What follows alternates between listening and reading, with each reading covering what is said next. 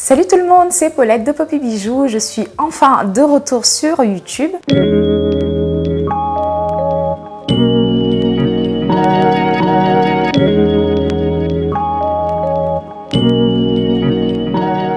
Ça fait un petit moment que je n'ai pas posté de vidéo parce que j'étais en plein déménagement. Je vous en avais parlé sur Instagram et sur Facebook aussi, je crois. Mais voilà, on a enfin déménagé, on s'est enfin installé. C'est un plus grand appartement que celui qu'on avait à Nice. Celui de Nice, on est en train de le mettre en vente d'ailleurs.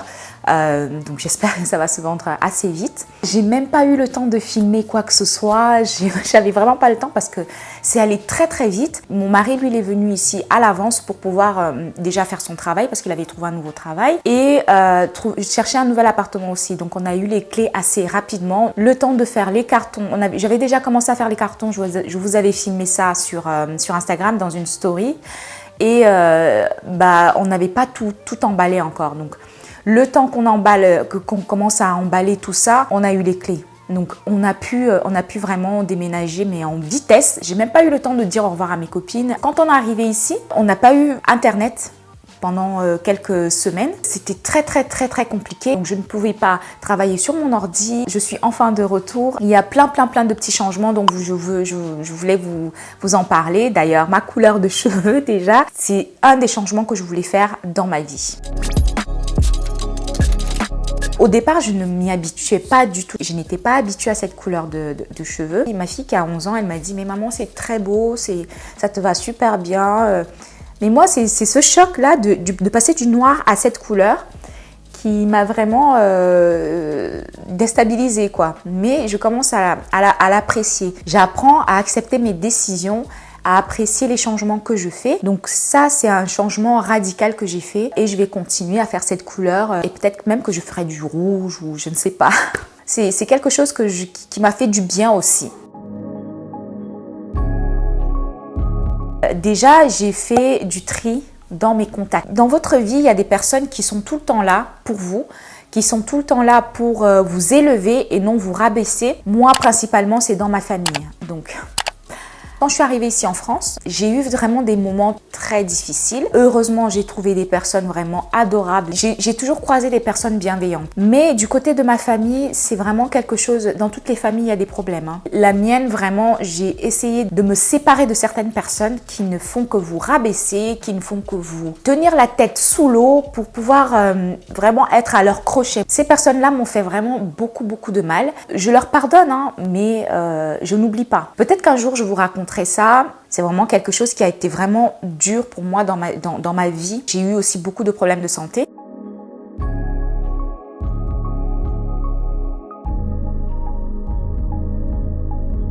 J'ai été opérée de mon estomac. C'est pas pour faire de la chirurgie esthétique ou quoi, ou même réduire mon estomac pour ne plus manger. Non, c'était vraiment, j'avais un pied dans la tombe et un pied dans, si on peut appeler ça une vie. J'étais nourrie à la sonde. C'est vraiment des moments que je n'ai plus envie d'y penser.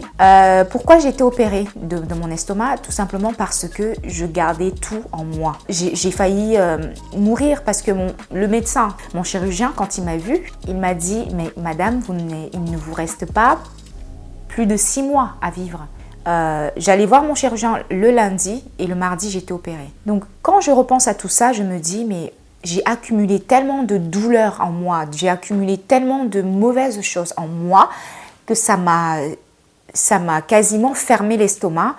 Ça m'a fermé l'estomac et je n'arrivais plus à manger ni à boire. Et j'étais quasiment à 40 kilos pour 1m65. Donc vous imaginez la chose, je maigrissais de jour en jour à vue d'œil et devant mes enfants, je devais me nourrir par la sonde, en fait, par la narine. On me passait un tuyau dans la narine qui allait dans mon estomac pour pouvoir me mettre du liquide, des protéines pour que je puisse survivre. Grâce à Dieu, aujourd'hui, je vais mieux, je mange mieux. J'ai repris du poil de la bête, j'ai repris du poids aussi. Aujourd'hui, je suis à 58 kilos. D'ailleurs, je cherche à en perdre. Mais voilà, je suis très contente et s'il y a vraiment du positif à prendre là-dedans, c'est que mon mari, il a été vraiment là pour moi. Il a été un soutien, mais un soutien énorme pour moi et mes enfants aussi. Voilà, du côté de ma famille, mais ces personnes qui m'ont fait du mal s'en foutent en fait. Ils n'ont pas pris de mes nouvelles, même pas savoir si j'allais bien ou quoi, mais qu'est-ce que vous voulez? Dans la vie, on peut pas plaire à tout le monde. C'est pas grave, hein, mais personnellement, je m'en fous. Je suis anémiée chronique, donc ça veut dire que je prends du fer à vie. Je suis constamment fatiguée, je manque beaucoup d'énergie, je vis avec. Je garde vraiment les personnes qui me veulent du bien.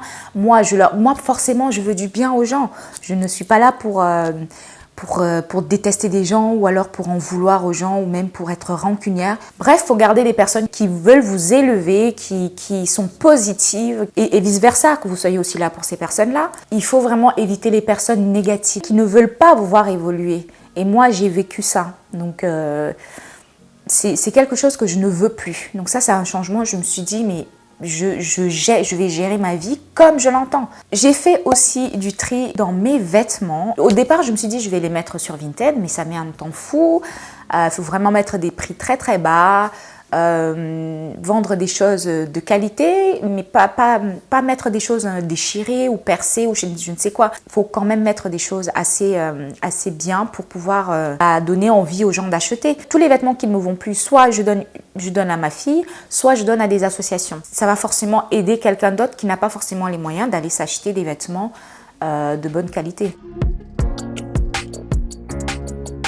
Avoir une bonne hygiène de vie. J'ai vraiment commencé à changer ma façon de manger, ma façon de vivre. C'est-à-dire, il faut que je dorme beaucoup plus parce que je dors que 3 heures par nuit. 3-4 heures par nuit, c'est pas l'idéal. Surtout quand on est fatigué, surtout quand on est anémié comme moi, il faut vraiment se donner le temps de dormir, se donner le temps à son corps de pouvoir se régénérer. C'est vraiment très important. Je m'en suis rendu compte quand je suis arrivée ici, je ressentais beaucoup plus de fatigue. Mes 2 grands sont au collège et il faut se lever tôt pour pouvoir les aider à se préparer. Mon petit dernier qui a 4 ans, il faut que je l'emmène à l'école. L'école est juste en face, hein. J'ai vraiment beaucoup de chance. L'école est juste en face. Là, il mange à la cantine parce qu'il faut que j'ai le temps aussi de travailler, que j'ai le temps de finaliser mes projets. Parce que j'ai quelques projets en ce moment. Il faut que je les finalise. Donc, dans ma bonne hygiène de vie que j'ai commencé, je fais beaucoup plus de sport. Donc, le matin, quand je rentre de l'école, enfin, quand j'ai déposé mon fils à l'école, je me fais une petite séance de sport devant ma télé. J'ai quelques youtubeuses que je suis qui font vraiment du fitness, du yoga, de la gym, tout ce qui est abdos, fessiers, travailler ses bras, se tonifier. Le fait d'avoir eu 3 enfants, on a forcément la peau qui se relâche. Moi, c'est plus la peau de mon ventre qui s'est un peu relâchée. Ça fait un petit moment que je me suis mise dessus à faire des abdos, à travailler mon fessier, à travailler mes jambes, les cuisses, tout ça. Il faut vraiment que je continue dans cette lancée. Souvent, quand je commence quelque chose, je ne termine pas.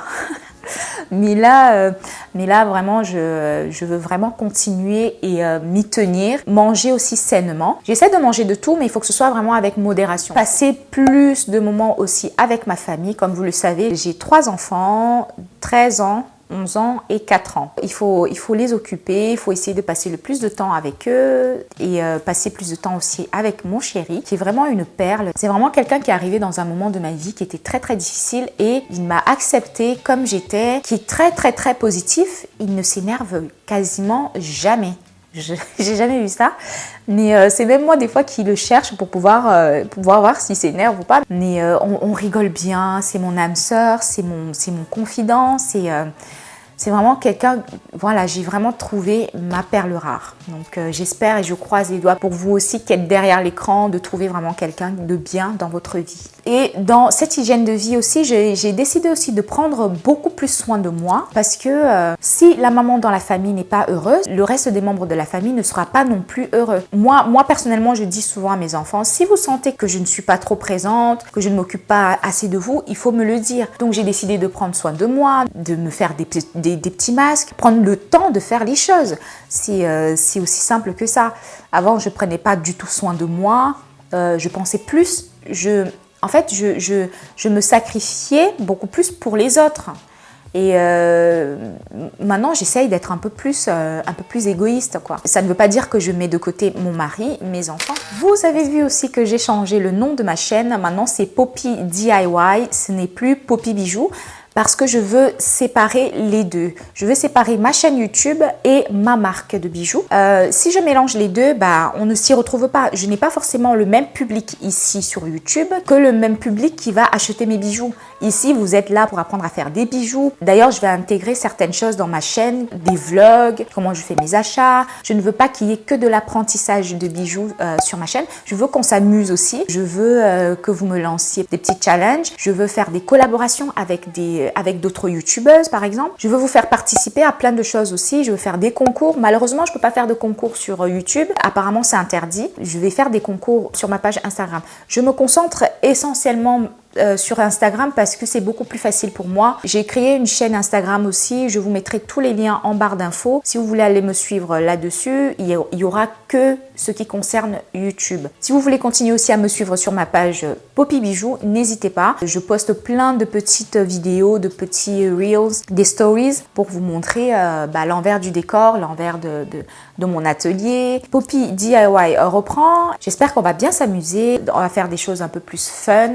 Tous les petits messages que vous m'avez envoyés sur YouTube, je n'avais pas internet donc je ne pouvais pas répondre automatiquement à vos messages. Je suis désolée si je n'ai pas pu répondre assez rapidement à vos messages, mais je vais prendre le temps de vraiment de vous répondre, de lire vos messages. N'hésitez pas à me laisser vos commentaires juste en dessous. Si vous avez des questions, n'hésitez pas non plus. Moi, je vous dis à très vite pour une nouvelle vidéo.